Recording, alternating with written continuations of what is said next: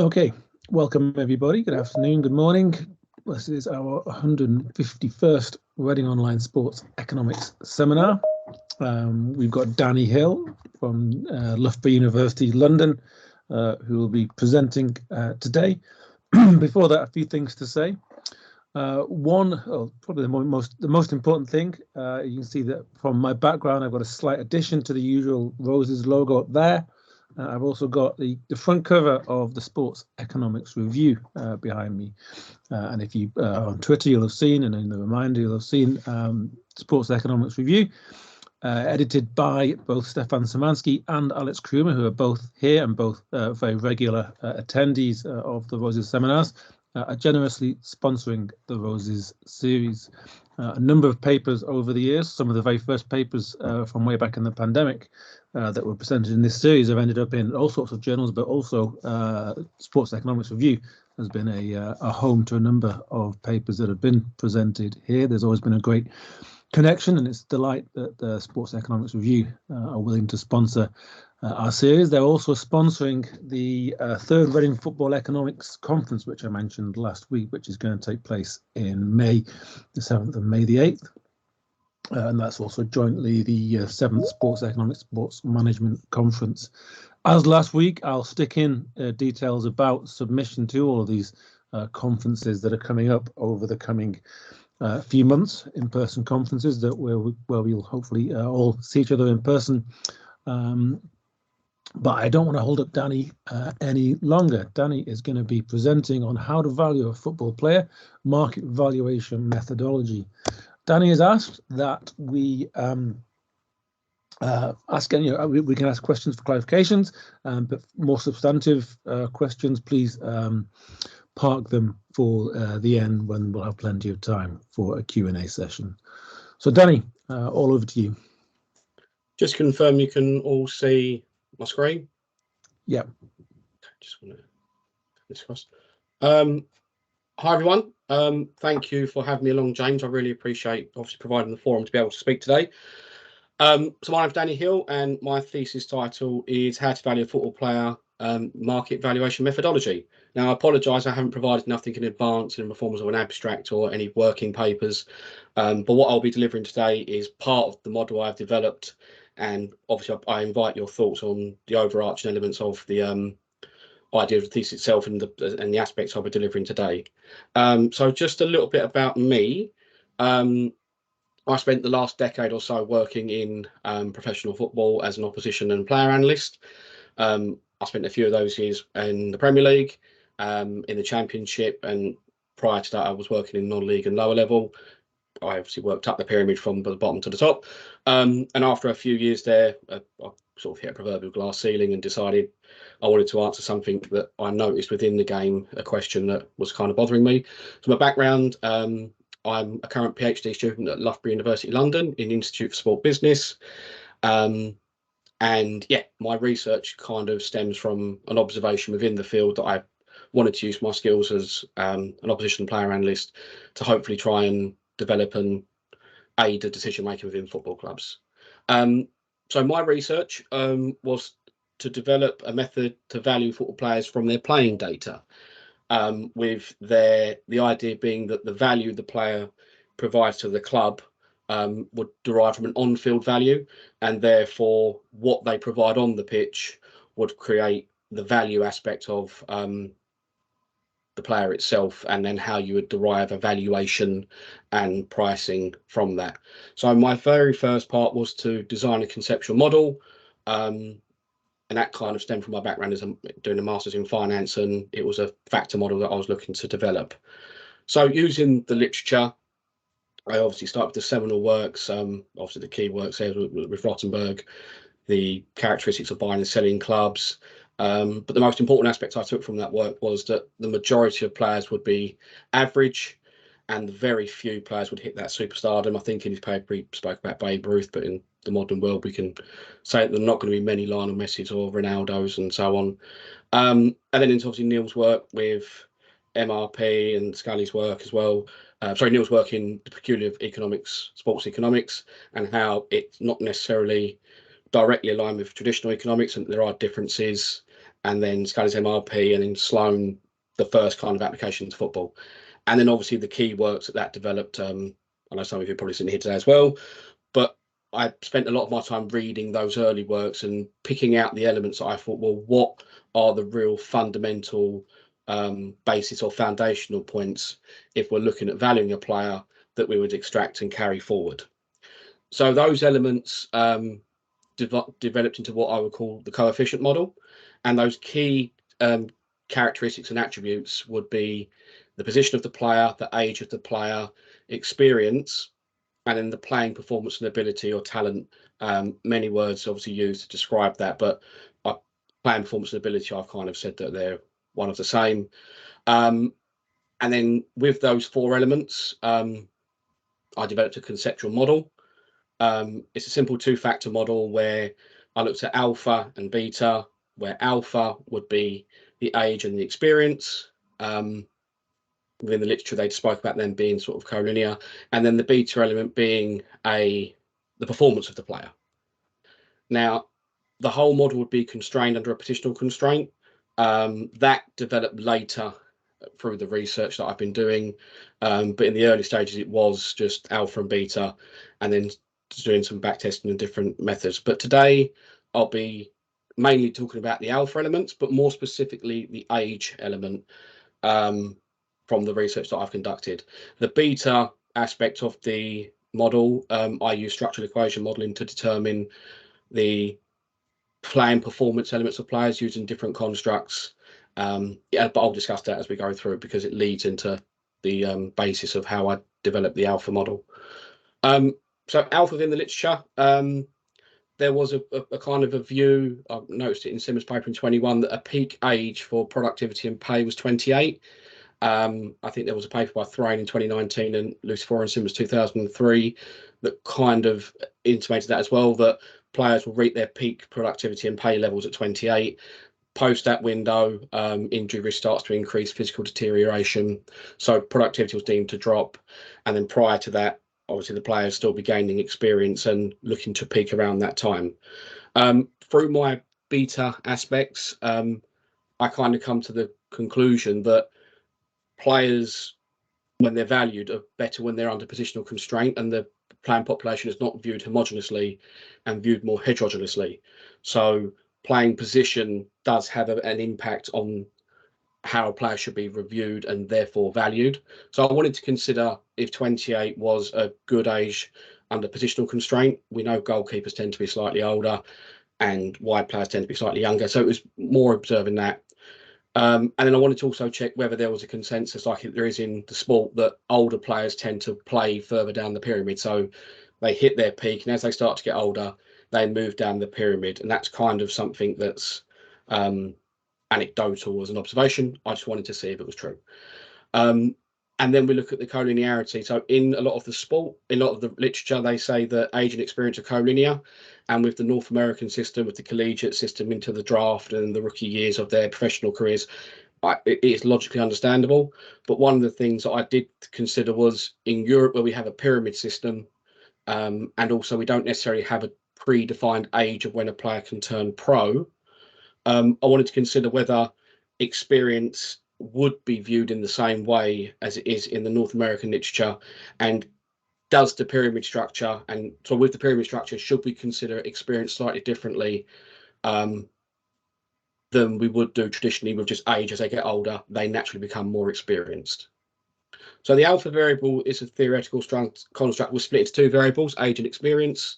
The way I've tried to design the coefficient model is that it would be a model that can be run on a time series. So every single time the player plays, they would generate a new kind of coefficient or a value, essentially. So age in months was the preferable choice for how we could measure age.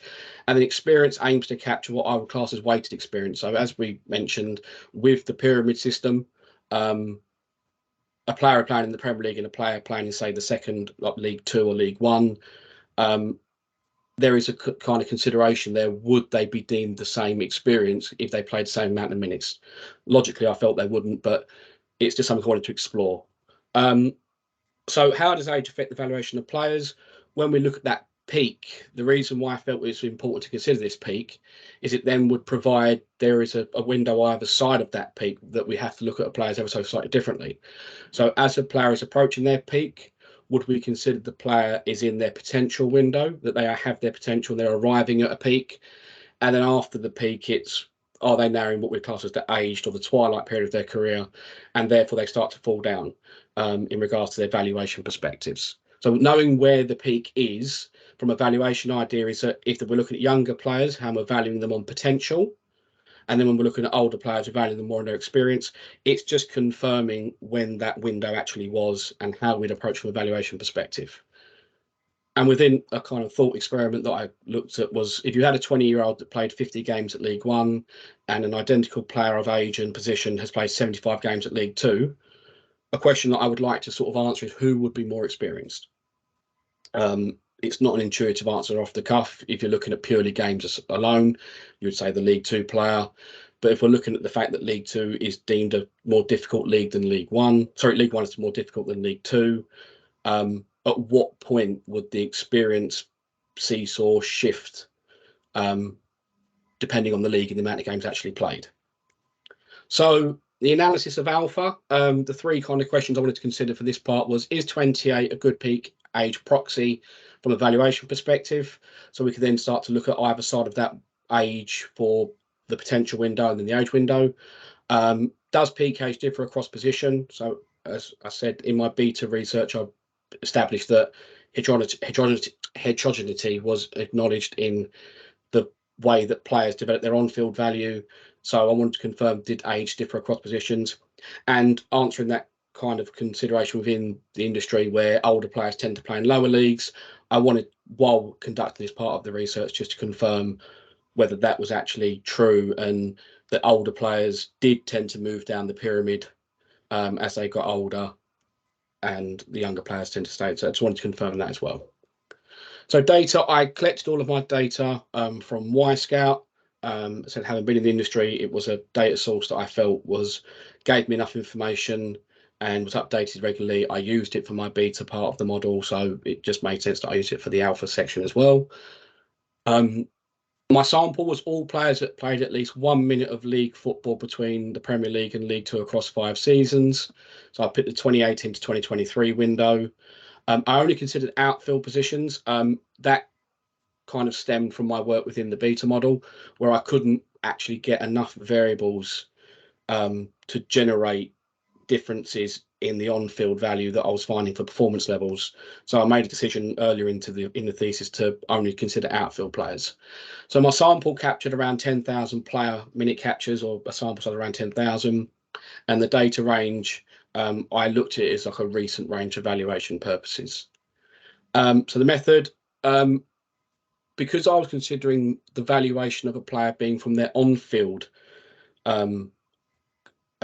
contributions, peak age I posited as the mean in the distribution of playing minutes per age group. So in order to be able to provide an on-field value or a value to the club, the first kind of logical hurdle I looked at was they need to be playing. So if a player is receiving a wage every week and is not getting onto the field of play, they're not providing their on-field value for the club.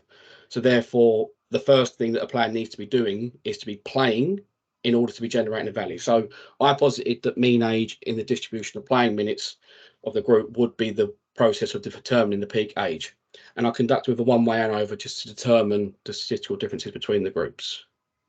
So to answer the first question about the mean age across the whole sample, this came out of around 25.24 and a standard deviation of 4, which is quite wide, but I will explain that in my logic afterwards.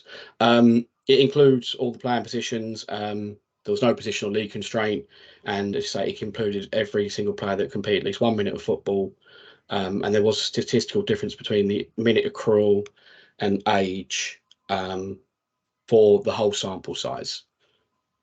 When we looked at the positional differences, the 4 positional groups that I determined from my beta model: centre back, centre midfield, wide player, and centre forward, we can see that there is a statistical difference in the age and the minute accrual with playing position.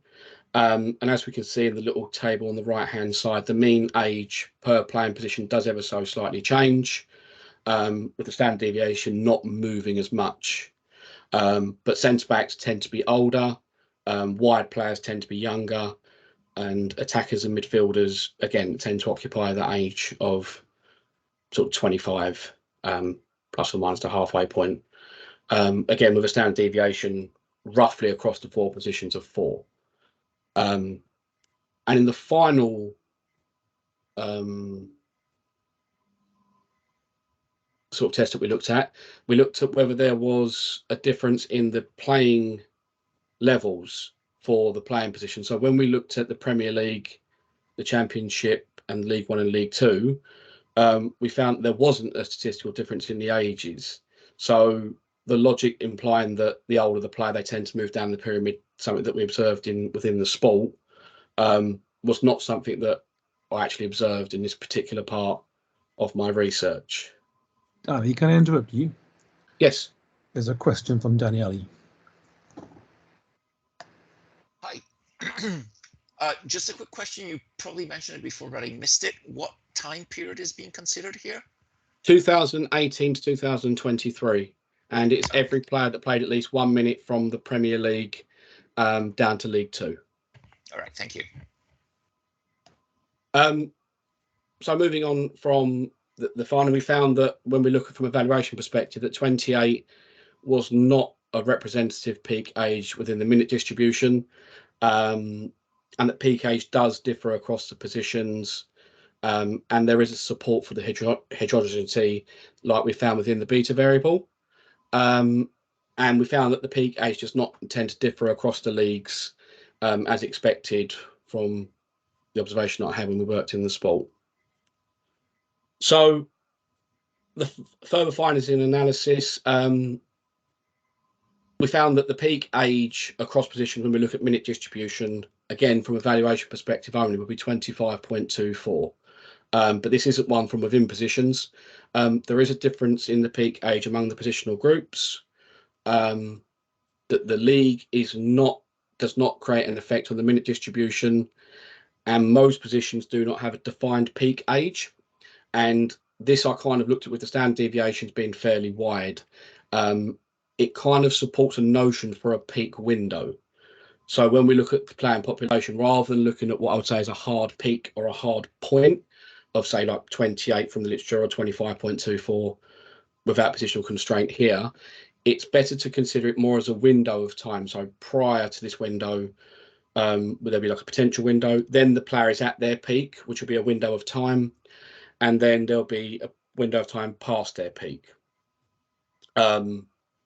So when I then went back to look at my original model, I thought, how would I capture this within the model? Knowing that there is positional differences and knowing that the peak ages are different. So I upgraded the model to include a new term called gamma, which would be a relative age. And that relative age is relative to the position the player is playing, and then multiplied by the weighted experience of that particular player in the leagues the minutes were accrued. So an update to my model would be where there was age in months, we've now got gamma, which is expressed by the gamma equation there, 1 plus the peak age, as we've shown here, minus the player's current age, raised to the power of 3. And the reason why I started to look at this idea as a gamma as a concept is we know that football is not like most sports, they're not static. And my view is that every single season we will obviously have a new generation of players coming through, and obviously players that move on, then retire, that the actual mean age will not necessarily be a static figure. It will move. And therefore, when we're looking at a valuation perspective and valuing players, say every transfer window or a contract renewal, it's always mindful to have what is the current mean age of the group, and obviously what is the current age of the player, and then having this rolling concept. So by raising it to the by having it as 1 plus, it ensures that the peak is valued as a base multiple of 1. So based upon the model itself, we're looking at the age of the player multiplied by the experience. So we now know with that wider standard deviation that we're looking at a peak window, we want to ensure that window will be deemed the peak time of the player. Therefore, there's not necessarily a premium or a discount being applied. So therefore, by having it 1+, it provides that basis of a base multiple of 1. And the cubic exponent just provides the idea that when we look at the potential window from the research, we know that younger players tend to have higher valuations and older players having lower valuations. We aim to capture that part of the valuation process. So as we can see from the gamma concept graph here, players of around 216 months, so around 18 years. This is not a positionally constrained model. This is just purely from the gamma concept. We can see that they would have a multiple sort of between 2 and 2.5. And as the player starts to age, the gradient slows. They hit that peak window, which will be either side of the mean age as established in the research. And as the player starts to age, that multiple will start to drop off, and the valuation aspect starts to create a discount on the valuation of the player relative to the minutes they've played and their performances. So when I then looked at the positionally constrained elements of the model, we then started to consider the different multiples that would apply from those positional constraints. So as we can see with the centre backs, the younger centre backs would carry a higher premium because they can play longer into their career. So if we had a young centre back hitting the professional game at a very young age, that premium would be higher. Where when we have a wide player, because we know they hit their peak a little bit younger, their premium or their multiple premium would be lower as a younger age, as we can see, assume they're going to hit their peak slightly earlier, and then therefore it will start to create a discount value on their valuation. So as part of the discussionary elements for the gamma model or the research so far, a peak window appears to be a more suitable statement for assessing a peak age as opposed to a peak age. And by having a peak window, it then allows for the fact that there are going to be there are going to be differences in each individual in a playing position. So not every single player will hit their peak early or hit their peak at a certain time. So we can think of numerous examples of players that peaked quite young, Michael Owen, Wayne Rooney, and then we have other players that went right up into their sort of 40s, Ryan Giggs, where this wouldn't necessarily apply. That'd be the exception to the rule, and that kind of follows from the seminal research where very few players will be exception. The majority will fall into an average. It also allows under the positional constraint to ensure that when we look at players of different positions, we're not using a kind of one-size-fits-all approach. So we know that the defenders from the research will be slightly older, and therefore how we would look at, say, a 28-year-old defender as opposed to a 28-year-old wide player, there should be a difference in how we approach the valuation of that player based upon the fact that players in those positions will be of different ages on average as they hit their peak window. And when we assess age through the minute distribution, it doesn't necessarily capture the broader latent factors. So there is sometimes a near-term preference, and players are obviously in that development age of 23 and under 18s. Some clubs will experiment and put them on the pitch and give them minutes. It doesn't necessarily mean that then players will be generating higher value. It just goes back to a simple argument that if they are playing, they would be have a higher valuation than a player that is not playing with the same position. It also doesn't consider the fact that certain players will fall out with managers, or certain managers will make tactical adjustments where the player may not necessarily play. It will have a hindrance on their valuation. But going back to the original basis point of on-field value is derived by what they can provide to the team on the pitch. If they're not playing, their value would start to fall. And when we look at the longer coefficient model, the longer they're not playing, the more the value will start to drop. There is a limitation to gamma. It's not pragmatic as a standalone metric. It's only useful in the context of weighted minutes. So essentially gamma is a coefficient or a multiple. The efficacy of gamma and the coefficient model is what I'm currently doing at the moment in my research, and to work out the validity of its approach will kind of come out as I continue my research. I have got something to present today to give an idea of how that approach has worked and how hopefully it will look towards the end of my research. So the short-term contributions here are for valuation purposes. A relative age allows for a better comparative valuation for players under positional constraint. When we assess plan performance within a value perspective, it is important to not necessarily consider the plan population homogeneously as one collective of players, but look at them in a more heterogeneous way and consider them as sort of groups within the major group. And positional constraint I found to be a very good, a position is a suitable constraint in conducting that. And the coefficient model will take a new methodological approach combining the structured equation modeling for beta, factor modeling, and using comparative valuation approaches that I've kind of taken from DeMorder and the research there in the finance field. So the future research, provisional model efficacy, I'll demonstrate in a second. But I want to conclude the use and limitations of alpha, beta, gamma, and the coefficient model itself. I will be doing some investigation on alpha volatility and beta volatility on player valuations in general. Conclude the market valuation approach. So something I haven't actually introduced it, but I'll talk briefly about it now. The market valuation approach that I looked at was the idea that when you're considering the valuation of a player, we look at them in a market context. So under the positional constraint, when we're valuing a defender, we should be valuing that defender in the context of all defenders. Now, my research is only focused on players playing in England just because it gives me a framework to work within. But the process itself, you could expand to players at all levels and all parts of the pyramid. So the market approach would be when we're considering a player, we're looking at that player's coefficient within a market view of all the players that could be in that position.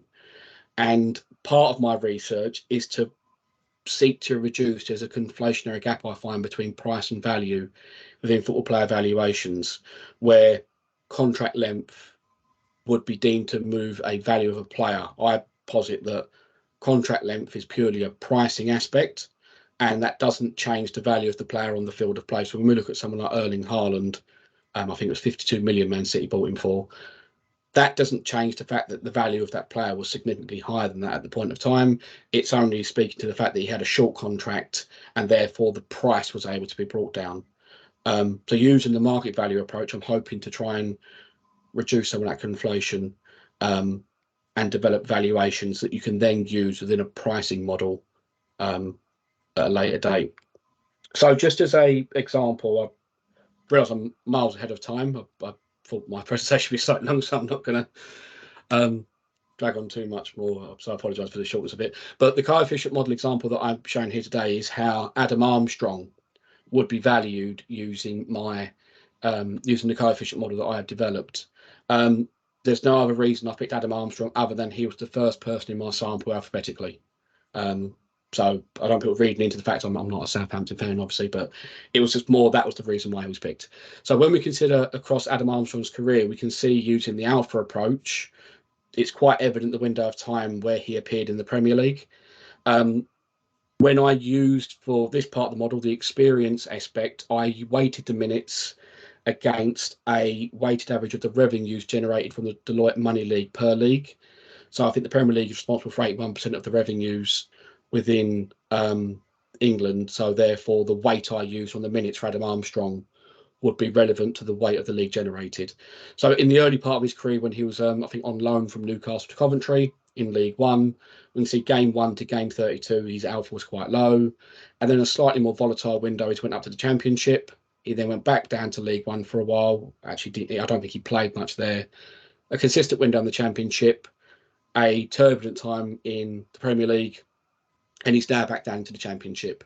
And when we consider his beta, his performance levels across that time, we can see they're obviously fairly volatile throughout the window, but it all comes down to obviously they're not going to perform every week.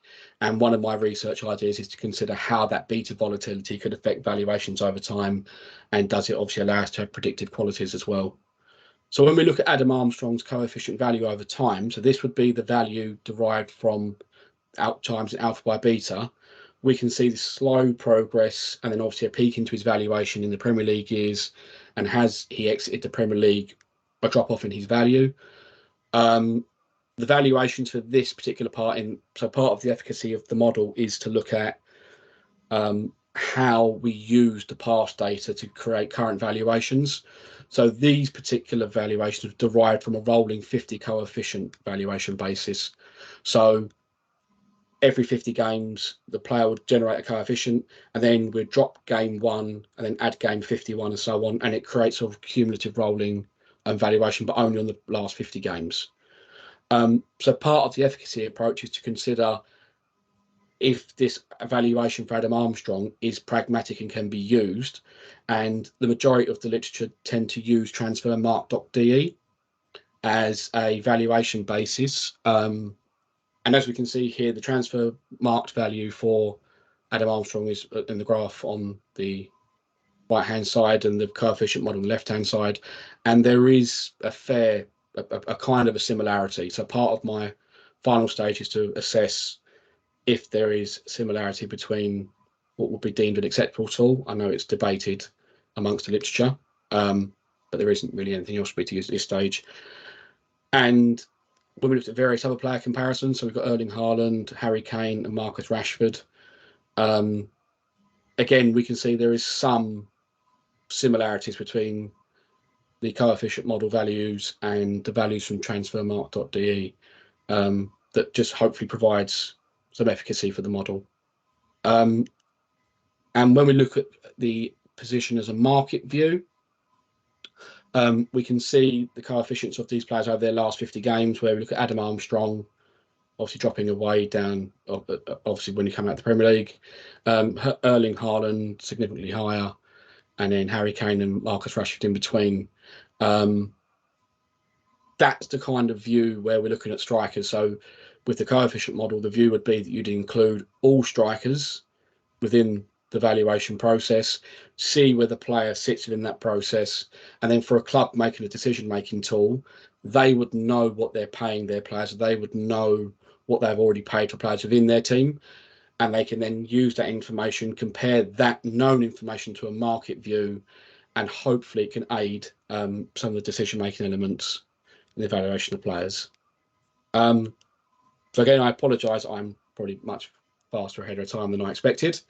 But then it does leave obviously a nice window if people want to ask me questions. So I thank you for your time, and also please, any feedback or help or anything you can do to aid my research, I'll be very grateful. But thank you for your time. Thanks very much, Danny. That was really interesting, and absolutely no need to apologise for being fast. There's at least one team's applause. I'm going to give you some team's applause as well. That was a really interesting talk. Thank you. And we've got, as I said, lots and lots of time for questions and comments. So if anyone does have any questions and comments they want to ask, please do raise your hands and ask your questions.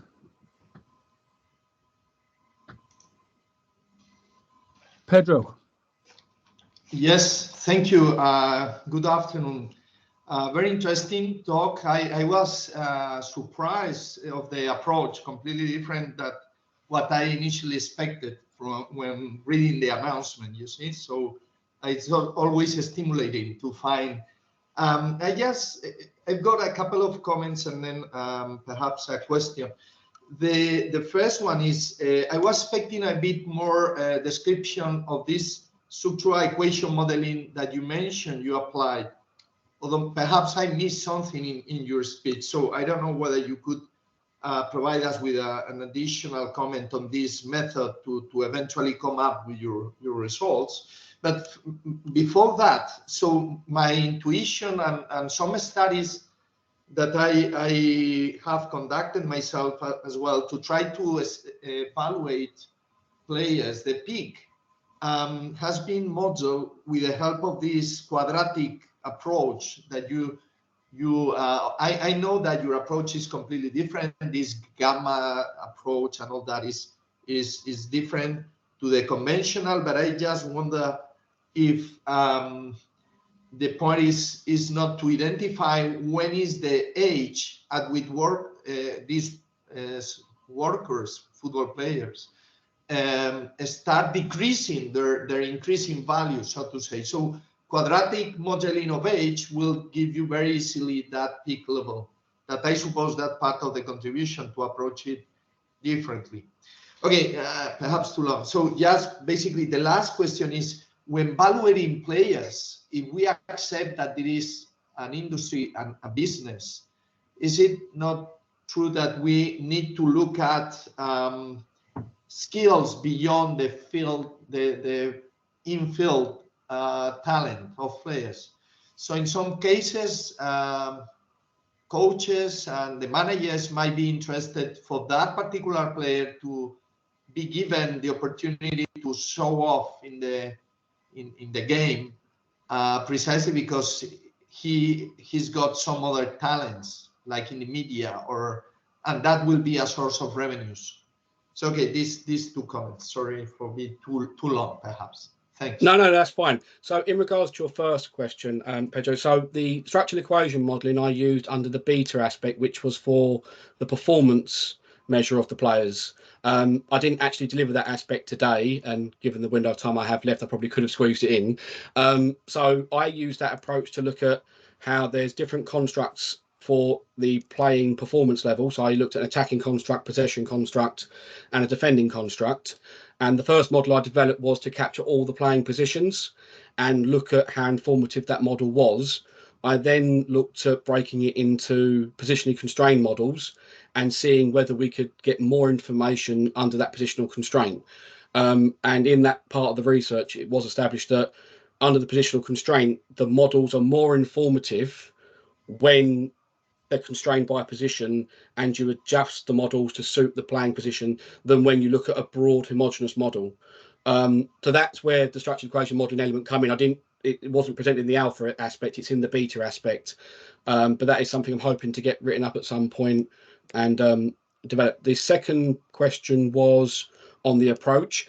When I originally looked at my approach, part of my kind of PhD is that I have to, develop something new and not conduct research that's already been conducted. And I felt that the econometric approach or the quadratic approach was quite well researched and quite well established. And I looked at it more from my background in finance, where they use factor modeling in like the capital asset pricing model and things like that, where the models were fairly effective and slightly simpler. So I just wanted to explore that element and see whether we could develop valuations using that approach. And then part of the research was down that avenue. So that's the reason why I took that on. It's more trying to tick that box in the PhD of it's something new, I suppose, than trying to redo research that's quite well established. And your third question, sorry, remind me what that was. About the media skills, yes, sorry. Or something else apart from sport performance. Yeah, so when I looked at that element, I started with the basis of what on-field value. So when we looked at the original seminal work, the majority of players will be largely average in that respect. So therefore, when we look at, say, someone in the league, in League One, League Two, very few decisions, and this is something that I know from industry, would be made on how well that player talks in the media. The decision will often be, if they're not very good at talking in the media, they don't put me in front of the microphone. Their concern is always about what can this player deliver on the field of play. So I do acknowledge that at certain levels of football where, people that have brand power, they have that brand pull. I look at that more as a pricing aspect. So if you're looking at someone that actually this person can really generate revenue for us, you would naturally pay more for that element beyond the valuation model. So what they deliver on the field of play might be a coefficient of, say, 5,000. And when you look at the similar players in that field, you go, right, that gives us a value of, say, £10 million for the player. You then have a consideration, well, actually, this person is great on social media. They're like a new David Beckham. We're going to get so much more brand power. Rather than you'd price that beyond the coefficient model as a pricing aspect, as opposed to a valuation aspect. That's the way I kind of address the differences from the on-field value to those that add a wider commercial value or something beyond their on-field contributions. Thank you very much. Very clear. Thank you for the questions. I appreciate them. Great. Thanks, Pedro. Thanks, Danny. Daniele has his hand up next. Yeah, hi, Danny. Very interesting. Just I'll start with something just connects to the last point that Pedro raised. So he mentioned the media value, but there could be a locker room value or a training ground value that perhaps also does apply to lower leagues, that maybe you want to bring in some sort of more experienced older player who would be an example to younger players, and have other value that is sort of beyond the field of play. But that was not my main question. So my main question, I was going back to what I asked you about the time period, and I was wondering about how should we think about.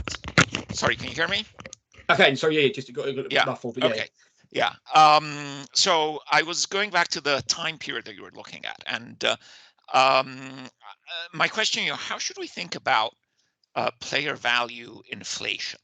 Okay, and the Premier League has become incredibly rich in recent years, and I think that it was already very, very rich by the beginning of your sample period, and the gap between the Premier League and say other top European leagues has increased.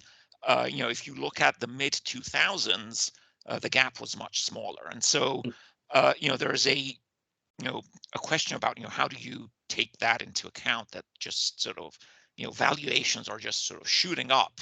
That's what you call price, just because there's just more money in the in the business, and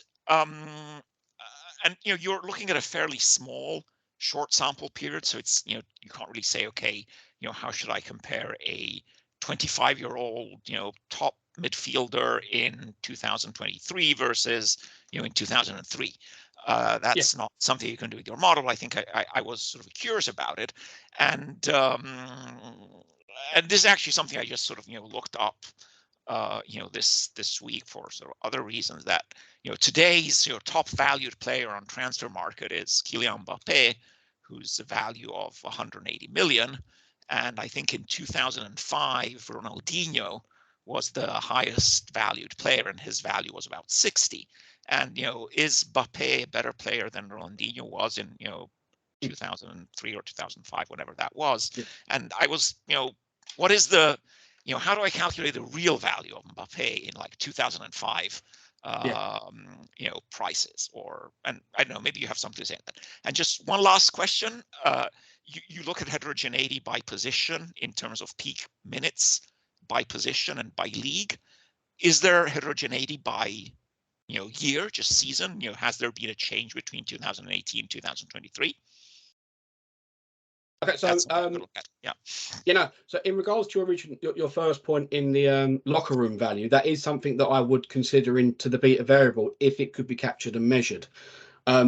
The issue with that is it's very difficult at this stage from a data perspective when we're looking at the valuing a player from their data. How would we capture and measure leadership as that kind of variable? And if there was a way, so in the structured equation model approach, it would allow you to include that if there was an effective measure that you could capture across all players.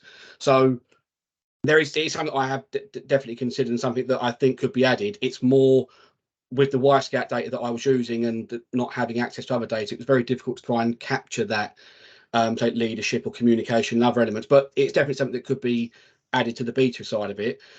In regards to the sample size, it was mainly there was no real kind of reason to the sample that I picked. It was more I was looking at kind of the valuation over the past sort of 5 years. It's just a window that I picked. Also on Y-Scout, their data isn't as conclusive before 2016. So I wanted just to make sure that I sort of had a window where I had a complete data set in regards to that. With how you would look at the various valuations. So in the alpha variable under experience, I weighted the minutes against the breakdown of revenue for the league from the Deloitte Money League. So when you can look to consider across leagues or across continents, if we're saying the Premier League, which has substantially more money, the revenue could be element is captured in the experience weight for the minutes. So if we looked at, say, the revenue generated, say, for the Bundesliga or the Liga, naturally it will be lower. Therefore, the value of the player will be lower, just mainly from the values that are swirling around at those levels. It's not an exact science. I'm not going to say that it is. It was just that's the approach I used at this stage in the efficacy element. Between windows, I'm not gonna lie, I didn't actually look at that too conclusively just because the sample is quite small. But across the board, that 25.42, I think it is, it moved around a little bit in the windows. So from 2018, 19 and through. And that's why I looked at the gamma idea being a rolling metric that is updated based upon the playing populace that's actually playing at the moment, and that window and the positional constraint will shift. Just as you say, certain windows of time there will be older players playing in them positions, and other windows they may not be. So from a value perspective, it would be valuing based upon the today's market, and that's where I hope that the gamma variable, being an iterative variable that updates, would allow you to value based upon the current averages and the current populace of players. And that would also then look back to when we look at, say, looking at Ronaldinho from 2005, you said, the valuation, whatever it was, yeah, to today. The fact that I wouldn't be able to get the data as conclusive as it is now, the playing data, for Ronaldo, I won't be able to use the model to value that far back. But I do sort of see that over time, that valuation would move. But using the Deloitte values within the experience part of the variable, as the money in the Premier League continues to go up, so would the valuations in turn. So if we put those values in from 2005, it would naturally deflate the value of the players anyway. I'm not saying it would create a perfect or an exact exchange rate based on the inflation, but it would naturally discount the players if we use the values of the Premier League from that era compared to today. So as the new values come out yearly, we'd update that new model, and then that would obviously update the values as an iterative approach, and then that time series would hopefully allow for that comparison maybe in the future. I hope that answers your question, Daniel. Is your mute? I will mute. Yeah. Yes, it does. Sorry. Thank you. Thank you for the question. I really appreciate it. Great. Thanks, Daniele. Max Hans has his hand up next.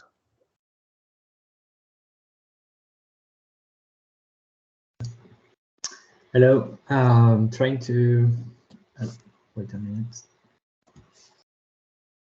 I don't know if you can see me. Yeah. Okay. Thank you, Danny. Very interesting presentation. It's a very different approach to the valuation of players, and so it's very helpful. Thank you. I had 3 questions. The first 2 are a bit intertwined, I think. So sorry if it's a bit confused, but I will try to make it clear. The first is like basically what would be the purpose of the valuation?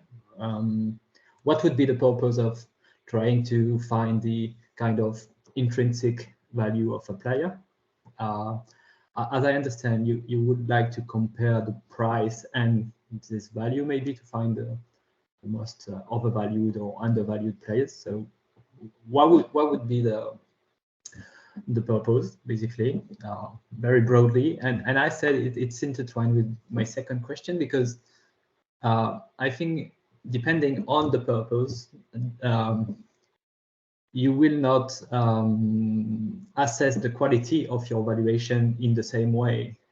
So my second question is, how do you plan on assessing the quality of your valuation? Because you talked about Transfermarkt and comparing it to Transfermarkt, okay? But as you said, there's a lot of debate and stuff around Transfermarkt. So what would make your valuation method like objective or acceptable, useful, whatever? So that's why I said it's related to the objective. So that's why. And the last question would be, since it's an intrinsic value, with the example of Adam Armstrong, which I'm not really aware of, to be honest, I don't know his career and stuff, but so I was wondering why the valuation would change if the player goes to a third division team, or if the team moves up and he still plays.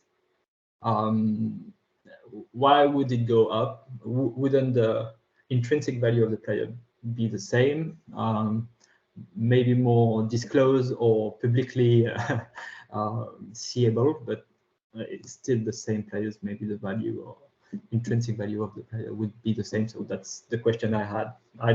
I hope it's clear. Sorry. Yeah, no, it's fine. So my valuation approach, I kind of followed the Mordowan's views on valuation, and it's not an intrinsic value, it'd be a comparative value. So I haven't necessarily looked at it from an intrinsic perspective, just as you say, because there's lots of elements involved in what would eventually lead to a valuation. But I've kind of looked at it from working within the field and then understanding that a player that, you know, people shop in certain markets because the players are naturally cheaper in that market for whatever reason. I think we discussed previously, the Premier League obviously having so much more buying power can demand, and clubs can demand more money if the Premier League's buyer and so on. So with the Adam Armstrong approach, where he was in the 3rd division, 2nd division, Premier League, back down to the 2nd division. Again, I only picked him alphabetically. It was just the first player in the sample. From a comparative valuation standpoint, his value would move because any person trying to buy a player in the Premier League would naturally have to pay more money, just because the player is in the Premier League, the money is more abundant, and the requirement to sell at certain prices would naturally change based on the environment the player is playing in. So his comparative valuation would rise relative to players outside the Premier League or inside the Premier League. But that's with the Premier League, with the comparative valuation approach. When he's in the Premier League, if his coefficient is, say, at 5,000, and there is another player in the Premier League who's got a similar coefficient, you would say their on-field value is the same. They're playing at the same level, possibly delivering the same performances, and they're roughly at the same age. Then from a valuation perspective, from a comparative standpoint, you would say they are similar. The next aspect would be the pricing element. If one player's on a 5-year contract and one's on a 6-month contract, the pricing is going to be completely different. So that's when you start to consider the overvalued, undervalued approach on the factors outside of their on-field valuation. So I would then say that when you look at that element to it, there's external factors that are determining the price more so than the actual on-field value itself. And that's how, for a club, they could sit there and look at players. Well, hang on, we've got 2 players here, both have a coefficient of 5,000. We can get one for 8 million and the other one's 25 million. That would then represent the undervaluation of one or the overvaluation of the other, or the underpricing or overpricing. But what they're getting for that 8 million is a player that can generate a 5,000 coefficient valuation for £8 million, or they can then get the player developing the same coefficient valuation for £25 million. Unfortunately, I'm never going to be able to get that data because that would be from within the clubs and proprietary and whatnot. That's just more from my kind of own experience of knowing how clubs make their decisions. I'm trying to work backwards. In regards to how I'm going to test the model efficacy, that's the process I'm going through at the moment. So because there isn't really any real benchmarks of valuations beyond transfer marked, and again, acknowledging there is various views on the accuracy of the valuations themselves, it was just my first starting point on, well, there is literature that says to an extent some of the valuations are accurate, and therefore it was just my way of saying, well, if there is some deemed accuracy to these valuations, how do they compare from the coefficient model standpoint? Are they wildly different? In which case, then I then have to consider why my valuation is so vastly different to theirs. Yeah, I'm still working through that at the moment, and I wouldn't have enough to say that I have it there. But the plan would be to use lots of different ways of trying to arrive to derive the efficacy. Sorry, I can't be more explanatory than that. I'm still literally in the midst of it, and I have brain fog when it comes to working out that last little element of it. Yeah, okay, I totally understand. Just a last question or remark maybe is, so if I understand well, you try to value the players, but then you talk about the price, and the price, if you consider the transfer fees, which you do, I think, it's not the price of the player at the time, it's the price of the contract or the price of the registration rights, whatever, but not really the player as such, you know. So it's kind of like you're maybe valuing the player and then perhaps comparing it with the price, or trying to find the price of the contract from the player value. and then adding what makes the contract, if I understand well, that's it. Like, sorry, it's not really clear. Like in this approach, you try to value the player as a kind of human being, a football player, yeah, performance, yeah. And then you add contract input or stuff like that to get the price. And then what I like to say is that it's not then the price of the player, it's the price of its contract or the price of its registration rights. I don't know if it's not really the price of the player. That's what I meant. Yeah, no, that's why. Strictly speaking, yeah. So. That's why purely it's a valuation model. Part of my kind of final part of my PhD would be, can I use the valuation from the coefficient model in a pricing model? And then considering all the factors in play, maybe look at some decision trees and maybe some game theoretical approaches using that valuation.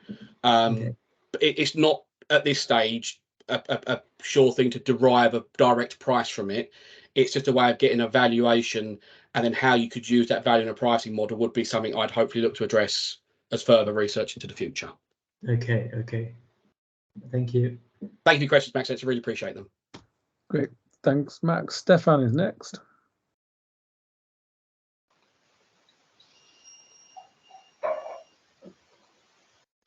Hi, Danny. Hi, Stefan. It's really interesting, and I mean, this is such a sort of fundamental subject for all of us, right? I mean, in some ways, I think most of us actually got into researching this area precisely because of this. So it's interesting. Before I say something, James, when you introduce me in future, I think I'd like you to say, and now a word from our sponsor. Sponsor, right? Yeah. And of course, we are paying hundreds of thousands of dollars to James, not because we like James, but actually this is kind of marketing too, because in some ways, this is our core audience for the journal. So everybody here are the people we would like to submit papers to the journal. So please consider us when you're looking at thinking of publishing your papers in the future. Anyway, Danny, to get back to your paper, I think I have a suggestion, which is I think what you really need to do is to sort of benchmark your valuations that you're generating against some standard, right? And I mean, there are a number of options out there for you to do, and I think it's quite easy. I think you're right to look at transfer mark valuations. I'm obviously a big advocate of transfer mark valuations, so I think that's a very good benchmark. But then the question is, well, you know, what does it mean to be close to a transfer mark valuation? To which I think the ultimate answer is, you're saying that you can value a player because you can measure their ability. And then it also means it should be the case that you believe that players of higher ability will win more often than players of lower ability. So in some ways, it's really the predictive performance of your valuations in terms of the outcomes of the game. And that suggests sort of, you know, several benchmarks you can use. You can compare it to the you can generate predictions of outcomes from your valuations. Say, how does it compare to the bookmakers? How does it compare to, say, you know, the stuff that James does with ELO ratings, with which, because they can predict outcomes too, and then transfer mark valuations, they can predict outcomes. So basically, then, in some sense, validate your model against some objective criterion of success. Yeah, that's one of the things that say that I'm currently working through with that, trying to, I mean, with the beta aspect, I was able to say that the models developed do have predictive qualities just in that respect. So the theory would be that if they are accurate, I should be able to say, well, this player should be at this level in the future, and, you know, as you say, test the outcome. That's one of the things that I am looking for, say, various benchmarks that I can use, and that's the final part of my kind of thesis, is tying it all together to provide the efficacy to say that the approach does have some pragmatic use. It is underpinned with some kind of real basis, as opposed to just being a bit fluffy and looking like it does a good job. That's the kind of hope. Great. Great. Thanks, Stefan. Jorge now his hand up. So Jorge, go ahead. Hi. So yes, the paper went another way I was thinking I would go, and it was really interesting. And I think I would like to understand exactly what you did behind what you showed us today. And some point we will be able to read your paper. But for now, what I'm seeing is that so you're comparing your results with transfer market, and that, in principle makes sense. But what I'm seeing is that what you're doing is something that might work within a league.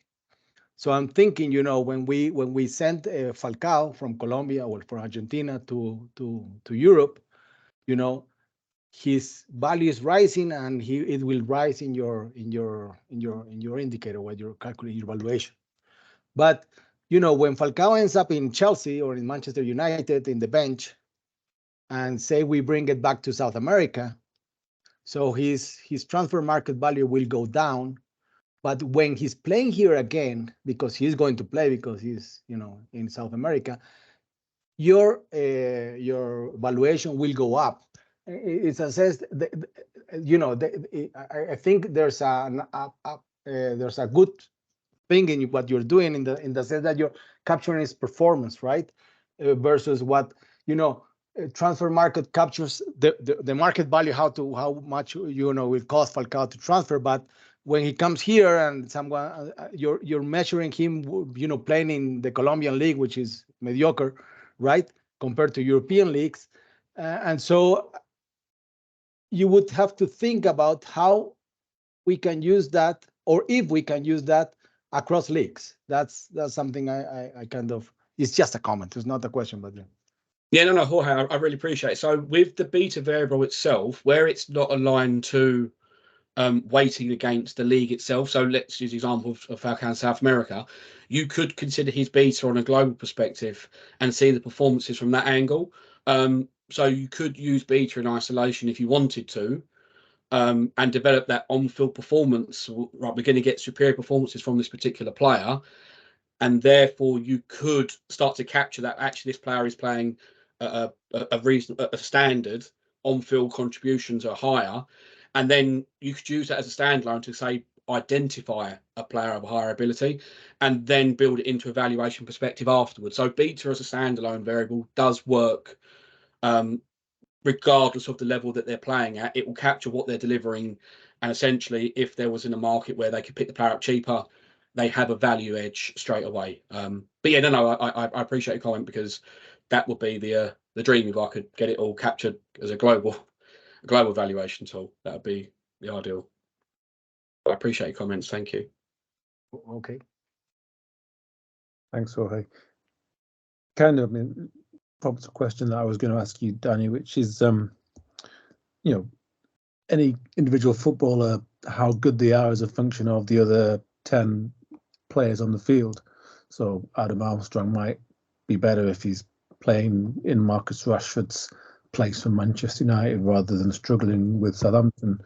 I don't know to what extent you're able to factor in the kind of the team nature of football at all. Yeah, it's always difficult. It's one of those things that I did kind of read quite heavily into, like those that have tried sort of discounting cash flow approaches and things like that, where it's very difficult to say extract the influence of the players around them or the influence of the manager that they're playing under, or I've always been fascinated if I could find a way of doing that. And I think going back to like the point that Stefan said, if they are playing well, you'd find that, I know it's not very a scientific expression, but it will come out in the wash that they will be in teams that are winning more. Yeah. And invariably, you may find there is a player that could be doing very, very well. Like I look at Macaulay Longstaff at Notts County, and I'm thinking, how is he still there when he's clearly can score 30 goals in a season? And then by far, you could look at him and say, well, he's, with respect to Notts County, transcending the players around him because his performances are really that much more superior. So I suppose in a way that for those truly good players, they would still naturally stand out through their kind of beta grading. But you can never remove the fact that player may be playing exceptionally well because the three players around him were providing everything he needs to be that superior player. That was always the argument, I think, with Lionel Messi. You know, in the Barcelona team, yes, he's fantastic, but they're all supporting him. And the expression, well, could he do it on a cold Tuesday night in Stoke? Well, yes, at the time when he was at Barcelona, you were always in that level of, yeah, is it all set up just to support Lionel Messi? But I still believe that you're never going to truly strip away that team influence. And if you're looking at largely average players, they will probably sit within that kind of generating a very average beta and therefore an average coefficient. And then those players that are playing in a superior way in a team that may not be as good would probably still naturally rise with a higher beta or slightly higher coefficient. And therefore that value aspect of we could get a player here quite cheap that's providing superior performances within that kind of context of assuming that he's not being overly supported. But I always look at the managerial balances, like, you know, when Alex Ferguson and David Gill both left Man United, there's always that thing of both of them needed each other. And then I think, I can never remember the gentleman's name, Brian Clough's right-hand man, when he went to the Damned United, the Leeds film, when he separated from his counterpart, never quite delivered the performances. So that synergy element, I think we're never going to be able to strip away. But if they are naturally gifted or naturally superior, you'll find that they, in theory, should still move beyond and stand out. Probably the best way I can answer that question, James, unfortunately. No, it's a good answer. Now, by virtue of his being a sponsor, I want to check that Stefan's hand is another question, or it's just his hand still up from early on before I go to Pete. Stefan, hand's gone. Oh, sorry about that. No. Yeah, I'm just going to raise my hand the whole session from now on. This is me. Pete, go ahead. I really enjoyed your talk. I don't do a whole lot on football, soccer, but your talk actually made me think of something tangential that might be interesting. I do a lot of research on career length, and in America, you start a career, you end your career, it's over. But in soccer, you end a career by maybe moving down, and I think it would be very interesting to model that as a career length model where you don't leave, but you move down to a lower league, and also maybe move up to a league as well. It's a whole different area. I think it's something worthy to pursue down the road sometime. I mean, one of the things I did look at the early part of my research was that estimated career length. And the issue was, because of the amount of factors that can be deemed to end a career, whether it's injury, falling out of favour, social aspects, it was very hard to actually find data that could actually give you a tangible, this is roughly how long a player has. And what I then concluded was it needs to be a fairly large data gathering and data process and sampling to estimate, as in tracking X amount of players over X amount of time to build an average. And then it's always difficult to find the reason why that player stopped playing. So sometimes you see a player that appears to be doing well, gets to 26 and they just disappear. And when you look at all the factors involved of why that career ends, I kind of thought, well, not for the PhD necessarily of I'm not going to be able to ever solve that. But as you say, it is something that's always fascinating me as a long-term thing of if you could monitor enough players over a long enough period of time and estimate the career length or estimate the trajectory of their career based upon certain factors, then I think it would be very, very beneficial research. And this also leads to something I call survival bias. The people that have the longest careers tend to be the best players. And so, that also complicates things. But very interesting. I enjoyed it. Thanks. Thank you. I appreciate your comments, Pete. Thank you very much. Thanks, Pete. Any more questions and comments? Max?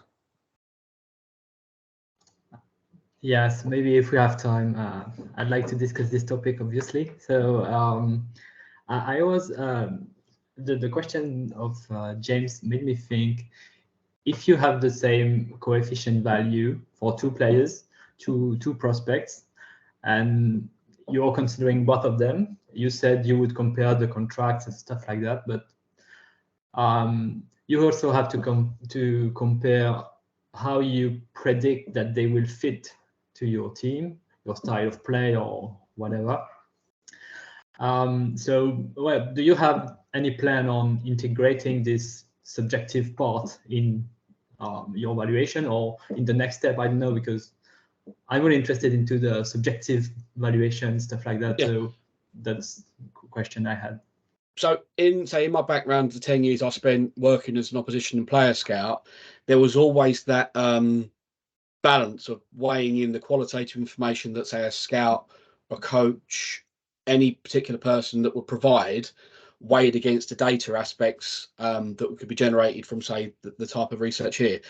And the blend was always very difficult, because in certain instances the qualitative information could carry quite strong, where a scout would really heavily rely on their knowledge and there wouldn't be necessarily much in the data to support the decision. And then other aspects, that qualitative information would be completely disregarded and they would lean more quantitatively. If there was a kind of, so if the models can be applied within a club, there would be a way of building into the beta aspects, especially a qualitative measure that you could potentially aim to quantify. I know it's not, again, won't be an exact science, but to try and integrate some of that subjective view of the player, there would be potential for it, but I would say that would be a much more nuanced and individual for that particular club, how that club is structured. That would be the only way I could see it being integrated. But as a broader kind of generic model, it would be difficult because of the subjective view of football is the expression, game of opinions. And it can always see the debate. We can just throw out there who's better, Messi or Ronaldo. It creates such a debate that if you try to shoehorn that into evaluation, I think you'd find that you'd start off with as much information as you ended with. So at this stage, I've just tried to keep it quantitative. But yeah, in an individual aspect, if a club wanted to apply the model, they could develop their own way to introduce that qualitative information and then aim to somehow apply that across every player they want to put into their market view. Yeah, it's like the beginning of the funnel. Yes, exactly that. And then you have to crop all. Nice, thanks. Yeah. Thanks for your question, Max. Thanks, appreciate it. Thanks, Max. Any more questions and comments?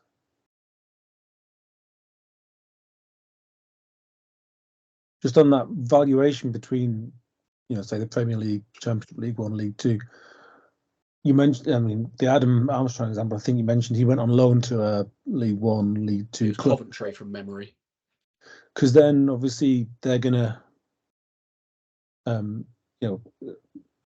the beat is not going to be necessarily informative for Newcastle in that case, I guess, is it? If he's going to get a lower beat because he's playing in a lower value. The beta wouldn't be affected by the level. It's only when it's multiplied against the alpha does it then change the coefficient. But the beta is a standalone. Like I think if we look back at the actual slides, the beta's a bit more consistent across his career. It's fairly volatile. So one of my views is, again, if I can get the model efficacy to say yes, the approach has some validity, it's then to assess how that beta volatility could be a component in predicting the future value of the players, or the potential where the player could end up if they're less volatile or more volatile. That's kind of like a research head I've got my gun on. But yeah, in regards to Newcastle looking at Adam Armstrong when he was at Coventry, they could assess him just on his beta, and you say the minute they then applied the alpha element, it would discount naturally because it's at League One as opposed to a league above, such Championship or the Premier League. Yeah, because obviously another part of the kind of the labour market ecosystem you mentioned, where obviously older players drop down the leagues, then you presumably you've also got some younger players coming up. You mentioned Longstaff, Notts County, previously in the National League. But then also you've got all these lone players being parachuted into teams and half parachuted one half of the season in one division, the next half of the season in the next division, that kind of thing. I mean, it makes it all a very, I guess, complex ecosystem. Yeah, and I suppose that's what my view when I started my PhD was to try and help the decision-making process by just adding a little bit more information. So in your example, let's say there's a club, right, we want to get a 23-year-old striker, obviously Macaulay Longstaff comes into the equation. They could constrain the market view to say, right, looking at 23-year-old players, they must have a beta greater than, say, 1, i.e. their performance levels are at a certain level, and then they could then reflect on the market that way. That's an approach that I kind of thought that would have some pragmatic use to a club, is they can constrain their market view based upon minimal variables, maximal variables, and then seeing which players fit in that, and then start their process of, well, how could we recruit and then value and then price and so on. But yeah, it is a very, very difficult market to try and maneuver at the best of times. Max, another question. Go ahead. Yeah, sorry, I just had a new idea I wanted to share. We discussed about the price of the player or the price of their rights, whatever, the transfer fee. And I was thinking maybe your approach would be even more interested it would be even more interested to compare it with salaries rather than the transfer fees, because classical economy would suggest that the salary should be the same between two players having the same marginal, I don't know how you say it, that in English. I'm sorry, I forgot the term, but production, I don't know exactly. But so yeah, maybe it would be even more interesting to look at the salaries to see if there are discrepancies between players that have the same value in terms of your index. Because yeah, rather than the price that have a lot of other determinants, as you said. So yeah, that's just an idea. So so with the pricing stuff, I did try my best to seek information, and because wage data is quite proprietary, many clubs don't share them. Again, GDPR legal reasons probably can't share them. It's very difficult to try and approach it from a wage perspective, because I could never really get the data set. I could obviously Company's House, look at the amount of players, divide the wage bill. It's never going to tell me who's getting paid what, because we know they're not going to be equally paid. But from a club perspective, again, assuming modical efficacy, what a club could do is go, right, we know we've got player X who's got a coefficient of say 3,000. We're paying him £2,000 a week. We know that because we're the club, we can see it. We look at this player in the market who's got a coefficient of 3,000. The agent's told us we can buy him for £1,500 a week. Therefore, the club could then potentially get that kind of benefit using the model. But that's because the known information, they already know the wage bill and they already know what they're paying their current player. So I do hope, if the model does work out, that the club could use it in that perspective and then use it as a pricing tool for wages. But you'd need to know what you're paying someone and then look at their coefficient to determine, right, well, we can pay for a player of a coefficient who averages 3,000, we can pay £1,500 a week. We're looking at a player of a coefficient of 3,000. The agent says he wants £5,000 a week. Well, then you know you're either overpaying on one or underpaying on the other. That then becomes an intrinsic decision of the club in that kind of moment. But yeah, if the wage data was available, absolutely, it'd be a great way of doing it. But I just, I couldn't find you have really to be able only to one PhD. Yeah, obviously. Thanks again, Max. Thanks, Max. This one is the last one. Thank you. Okay, we've got a few moments left. If anyone's got any other comments and questions they want to put to Danny?